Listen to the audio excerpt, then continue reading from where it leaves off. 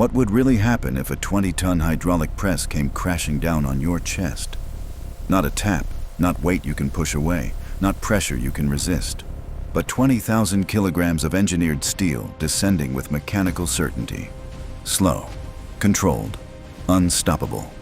The setup, picture it in slow motion. An industrial chamber, cold air, steel walls. Now divide that by the surface area of a chest, pressure skyrockets. This is not impact trauma, it's sustained compressive loading. And sustained compression is far more destructive than a brief blow, because there is no rebound, no release, no relief. Every millimeter downward increases stress exponentially. Rib flexion. The breaking point. Approaches your rib cage is designed for flexibility. Each rib curves like a spring. They're meant to expand and contract thousands of times per day as you breathe. Under moderate force, ribs bend. Under extreme force, they resist, briefly. In the glowing golden overlay, we see it clearly. The ribs begin to arc inward.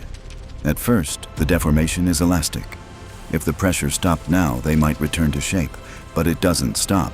The sternum shifts backward. Costal cartilage, softer than bone, compresses first. It absorbs load, it strains, then it reaches its threshold. The moment bone. Yields bone is incredibly strong in compression. But it has limits.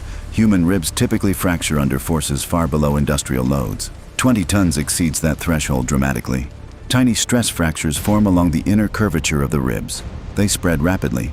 Imagine bending a credit card slowly. It flexes, it resists. Then suddenly, a sharp failure.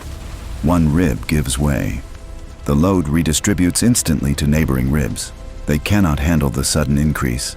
And within milliseconds, structural failure cascades across the rib cage. The glowing golden skeleton now shows fragmentation lines racing across the thorax. Chest cavity collapse. The sternum caves inward. The rib cage loses its structural arch. Instead of a protective dome, it becomes a collapsing framework. The volume of the thoracic cavity shrinks rapidly. Your lungs are forced smaller and smaller. Air is expelled under pressure. You try to inhale. There is no space. Cardiac output declines sharply. Electrical signals may still fire briefly, but mechanical pumping becomes ineffective.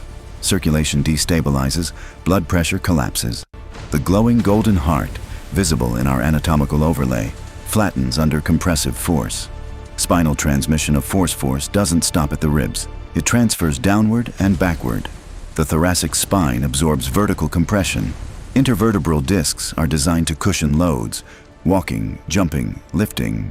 But not industrial compression. The discs flatten, then rupture internally.